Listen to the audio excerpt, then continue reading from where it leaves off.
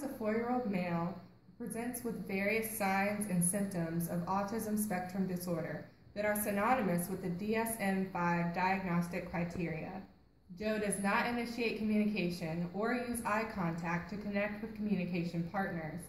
He occasionally uses one sign for all done, but does not use other gestures or words to communicate his wants or needs, which tends to result in tantrums that involve hitting, screaming, and pulling his hair. Although Joe demonstrates expressive language difficulties, according to his father, Joe does not show any sign or difficulty with receptive language. Joe follows simple directions at home and responds well to the use of gestures or sign language paired with verbal stimuli. Concerning play, he demonstrates restricted behaviors by playing with only 1 or 2 objects from an array of toys, as well as focusing on particular physical aspects of the toy, like spinning the wheels on a toy car. Joe engages in solitary play only and tends to passively stare at other children who are playing around him. It was noted that Joe does not imitate or observe more functional behaviors or play skills demonstrated by the clinician. The PLS-4 was administered to Joe. However, due to several unsuccessful attempts to facilitate a pointing gesture or licking response, the assessment was discontinued. Joe also has feeding difficulties, such as texture aversions, demonstrates sensory issues, in which he dislikes the sound of a blender, and shows sensory-seeking behaviors, in which he responds positively to a deep, full embrace. He is improving in his ability to adjust to changes in routine, but it continues to be an area of concern. Also, Joe requires maximum assistance in order to get dressed and participate in pre-academic activities. Joe's functional outcome will be to independently express a variety of communicative functions using a gestural system. Joe's long-term goal will be, during 15 minutes of free play with the clinician, Joe will independently initiate communicative acts that express at least 3 different communicative functions, such as declaratives, imperatives, or negation, an average of 7.5 times per minute. During 5 minutes of free play with the clinician, Joe will initiate communicative acts such as pointing, showing, and checking in, with hand-over-hand modeling that express at least 1 communicative function, such as declaratives, imperatives, and negation, an average of 1 time per minute when there are communication temptations in the room. So the session objective will be during 7 minutes of free play with the clinician, the client will initiate at least 2 different communicative acts, such as pointing, showing, or checking in, with hand-over-hand modeling from the clinician and/or caregiver that express at least 1 communicative function, declaratives, imperatives, or negation, an average of 1 time per minute with communication temptations in the room. We have the developmental individual difference relationship-based, or DIR model, also known as the floor time model. This model integrates developmental, interpersonal, biological, and contextual components into assessment and intervention. It has 3 components, which include the child's functional, emotional, and developmental level, the child's individual processing profile, and the relationship between the child and his or her caregivers. Evidence supporting the DIR model includes Marina Berklin and Jean Johnson from 2007, and with 3 preschool and early elementary age children with autism spectrum disorder or pervasive developmental disorder not otherwise specified, were given the CSBS, including the parent questionnaire and social emotional growth chart used for pre and post testing. 1-page rating scale was also used for post testing. A baseline was found, and 10 weeks of DIR was administered, as well as a post-test. 2 sessions of DIR was given per week, and the largest gains were verbal communicative means, communicative function, and social affective signaling. There was minimal change in control measures.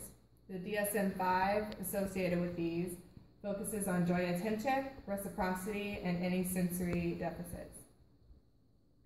So the treatment rationale is, according to Paul and Nurbury, By the age of 2 years, children should be independently initiating communication 7.5 times per minute of free play.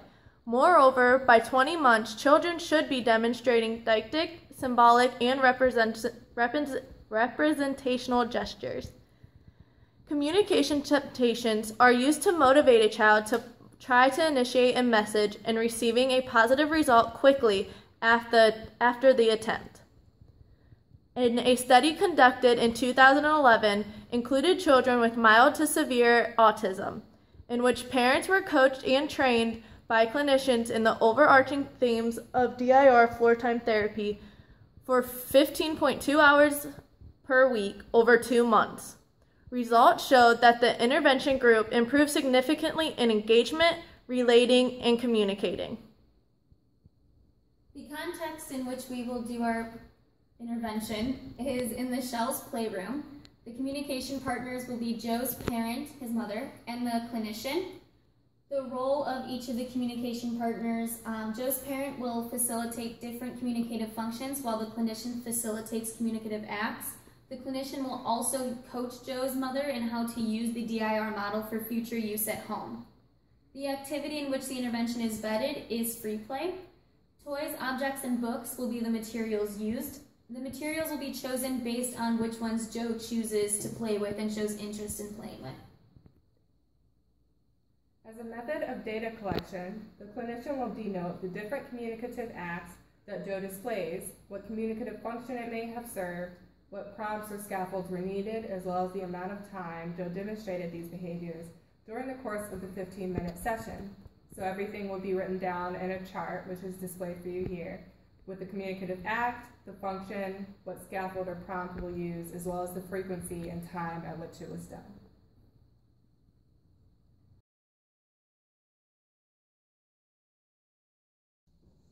Hello, Joe. I am Miss Bridget, and I'll be your clinician. You must be Joe's mom, Mrs. Somebody. Nice to meet you. Yes, I am. Nice to meet you, Miss Bridget. We will be using this playroom as our therapy room in order to encourage Joe here to initiate some communication. This room has a lot of opportunities for Joe to ask for toys, ask for help, or any other way he'd like to start communication with me. We call these communication temptations because they will be tempting Joe, but they're out of his reach. They require him to ask me or you for help. His communication doesn't need to be with words, but instead I'll be mostly looking for gestures, such as pointing or showing me something or giving something. I encourage you to stay and watch to learn more about this type of therapy, and I'd really like to be able to coach you so you can use this method at home when you're playing with him too. Yes, that would be really helpful. Would you like me to stay in the room? Yeah, I think it would make Joe feel more comfortable, so if you agree, then yes. And he may want to communicate with you since he's familiar with you instead of me, and I can help guide you on what to say or do if that happens. Okay, great.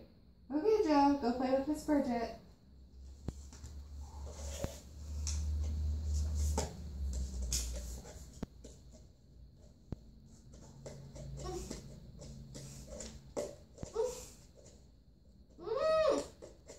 What are you trying to do, Joe?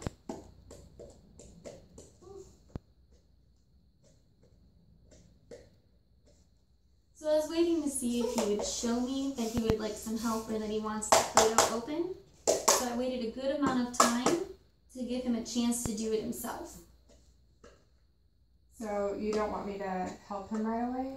No, it's probably better if he asks you. So I tried to gain his attention by asking him a question, but he's still concerned with trying to do it himself. If you need help, you can ask your mom or me, okay?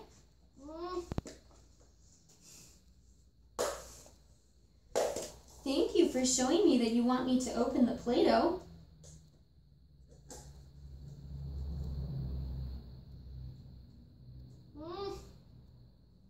You're not going to give it to him? Not right away. I'm waiting for him to show me that he would like the cup of Play-Doh back, either through gesturing or eye contact or some vocalizations.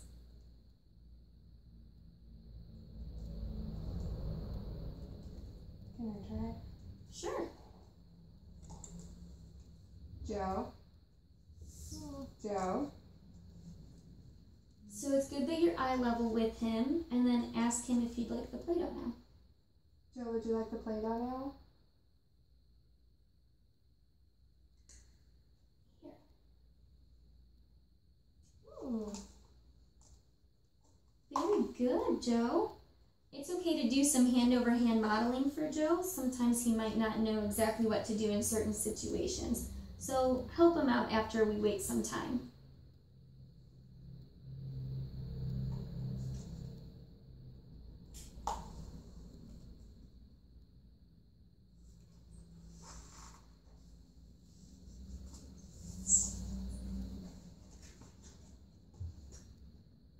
Okay, Mom, so what do you think we should do now?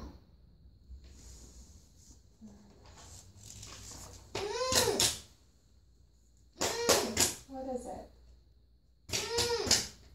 Okay, great. So he is vocalizing something.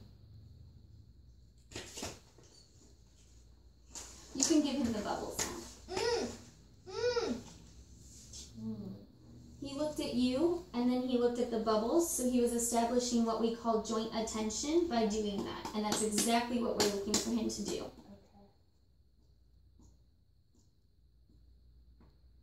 Okay, you can open the bubbles for Joe and blow a few, but then stop and don't blow anymore. Yeah, let me get the bubbles, Joe.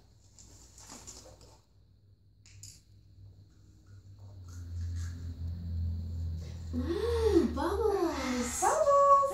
Look at the bubbles! Pop them!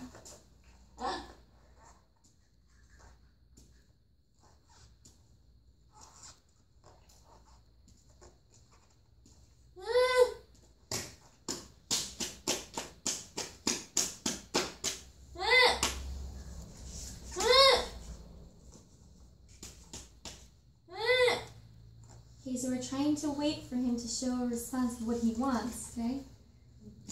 Here, Joe. Very good, Joe. You told your mom you wanted more bubbles. Good job. Oh, look at all the bubbles. Pop.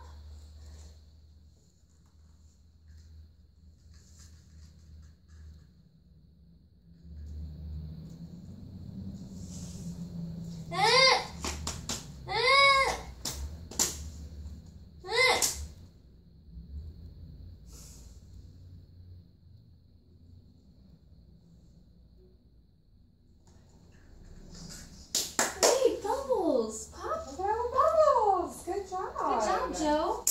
That was really good because after I showed him once and I went to do it again, then he was able to finish the motion by himself. You both did an awesome job today. I suggest that you keep practicing these techniques at home so that he learns that his gestures, body language, and vocalizations can make something happen for himself. Please let me know if you have any questions or concerns. Do you guys think this is something you can do at home? Absolutely. I've definitely tried this at home. Yeah, it's just very important we give him enough wait time so that he can initiate the communication with you. So we don't want to just jump right in and help him right away. Okay. Great job today, Joe. Thank you. Thank you, Miss Bridget.